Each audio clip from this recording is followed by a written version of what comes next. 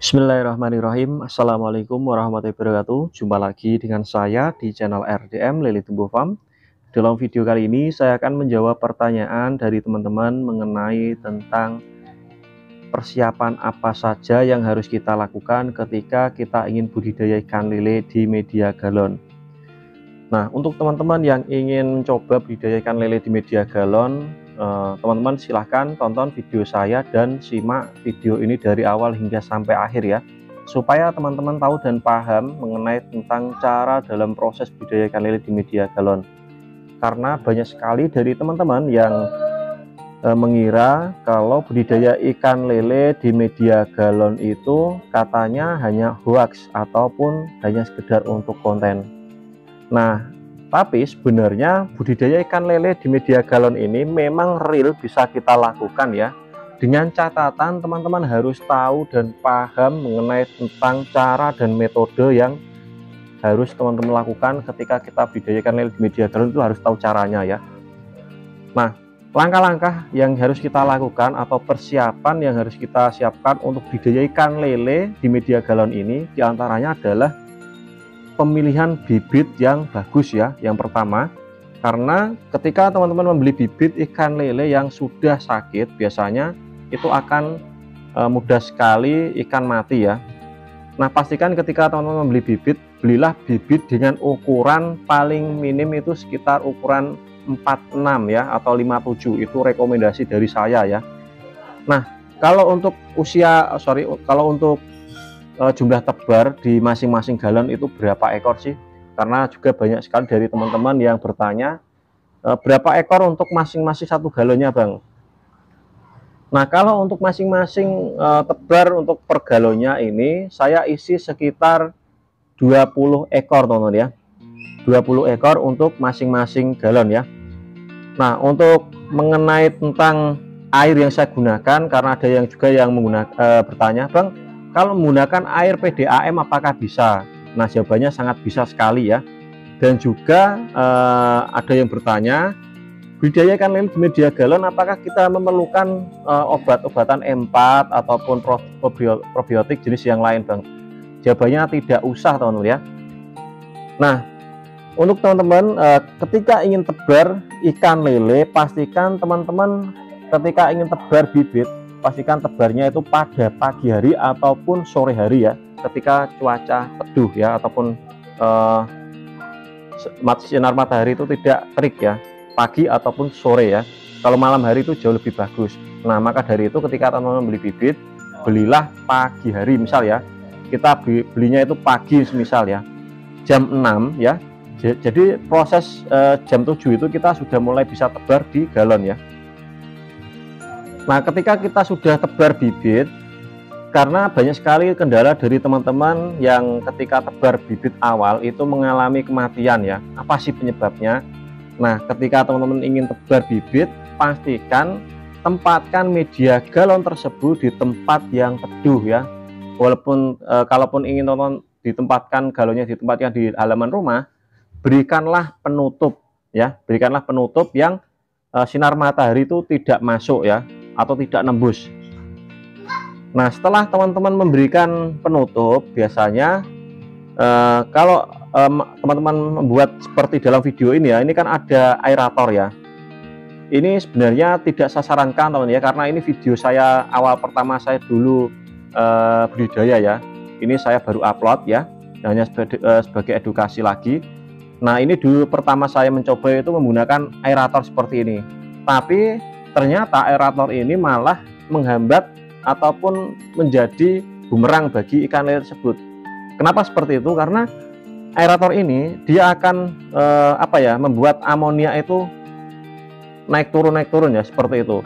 Nah, kalau kita menggunakan probiotik M4 itu akan bagus ya, tapi kalau untuk dosisnya saya kurang tahu ya, saya belum eksperimen berapa dosis untuk M4 untuk satu galonnya. Nanti kedepannya saya akan coba praktekkan ya teman ya. Nah, setelah teman-teman tebar, langkah yang harus ketika teman tebar, langkah yang harus teman-teman lakukan berikutnya adalah memberikan pakan ya. Nah, kalau kita tebarnya pagi, kita kasih pakannya itu kapan Bang?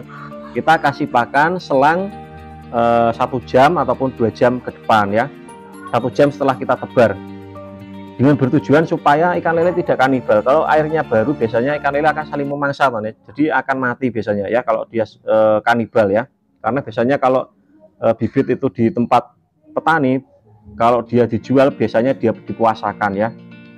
Nah, setelah kita kasih pakan, bagaimana cara pemberian pakannya yang tepat supaya ikan tidak mati? Kita bisa memberikan pakan dengan takaran kira-kira ya. Jadi kita kasih sejumput ataupun sepucuk sendok teh ya. Kita kasih sedikit demi sedikit. Kalau kurang kita tambahkan lagi. Jangan sampai sisa pakan itu mengapung sisa ya. Kalau sampai sisa atau ikan kekenyangan, itu akan menimbulkan ikan tersebut itu terserang penyakit ya, baik itu dari pencernaan ataupun jamur ya. Nah, untuk media yang bagus itu seperti ini teman ya. Nah, ini metode yang terbaru ya. Saya potong kurang lebih sekitar 10 cm dari atas ya. Nah, itu saya kasih lubangan bagian ininya teman ya. Jadi supaya ketika saya menambahkan air itu dia tidak muntah ya, ataupun kalau kena air hujan itu dia tidak penuh. Berbeda dengan metode yang seperti ini. Ini awal saya mencoba dulu itu belum saya kasih lubangan dan belum saya potong ya. Nah, kalau teman-teman tidak dipotong seperti ini, itu akan menghambat oksigen ya, atau udara masuk ya, sehingga ikan biasanya akan ungkep istilahnya ya, atau kepanasan ya. Nah, dalam proses budidaya ikan lele di media galon ini, itu jangka masa panennya itu berapa bulan sih? Mungkin kalau teman-teman ada yang bertanya, jangka masa panen ikan lele yang kita budidayakan di media galon itu durasinya sekitar 2,5 bulan sampai 3,5 bulan, tergantung dari ukuran tebar yang kita masukkan ke media galon. Semakin besar maka semakin cepat pertumbuhannya ya, dan juga perawatan juga akan sangat berpengaruh sekali ya, sangat berpengaruh sekali. Apabila perawatannya salah pun maka hasil panennya pun tidak akan maksimal ya. Dan pemberian pakannya kita kasih pagi, sore, dan malam hari itu ya, sehari 3 kali kalau bisa. Kalaupun teman-teman tidak bisa, sehari minimal 2 kali. Itu akan mempercepat pertumbuhan ikan lele. Dan untuk pergantian air itu sendiri, saya lakukan seminggu sekali ya, untuk usia tebar bibit pertama. Kalau sudah 1 bulan ke depan, saya biasanya mengganti air itu 4 atau 1 minggu sekali ya. Biasanya 4 hari sudah saya ganti, karena biasanya kalau untuk usia 1 bulan ke atas, air akan cepat kotor ya, atau cepat keruh. Dalam kunci budidaya ikan lele atau ikan jenis apapun, kunci utama yang harus kita perhatikan adalah airnya ya.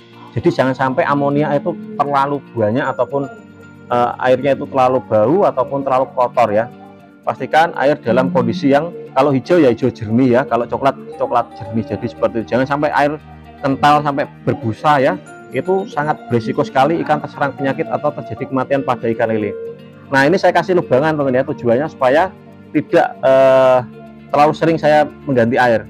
Jadi tinggal saya tambahkan air untuk untuk media galon, supaya proses adaptasinya itu cepat. Kalau kita ganti air biasanya terjadi kematian disebabkan karena kanibal ya. Nah, mungkin teman-teman kalau ada yang bertanya mengenai tentang seputar budidaya ikan lele di media galon, silahkan tanyakan di kolom komentar ya.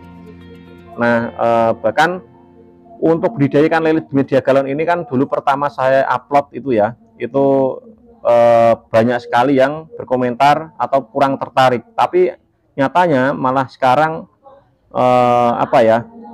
menjadi banyak sekali konten kreator yang mengupload mengenai tentang budidaya ikan lele di media galon ini ya, atau menjadi viral ya.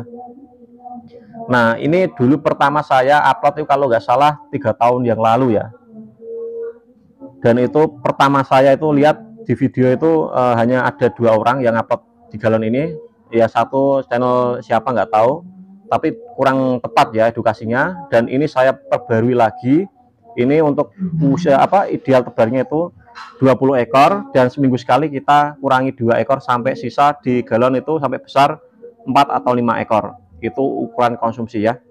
Oke, sekian video yang saya sampaikan, semoga video ini bermanfaat, dan jika ada suatu kesalahan dalam video ini saya mohon maaf yang sebesar-besarnya untuk teman-teman. Video ini saya akhiri dengan kata assalamualaikum warahmatullahi wabarakatuh. Sampai jumpa lagi di video selanjutnya teman-teman ya.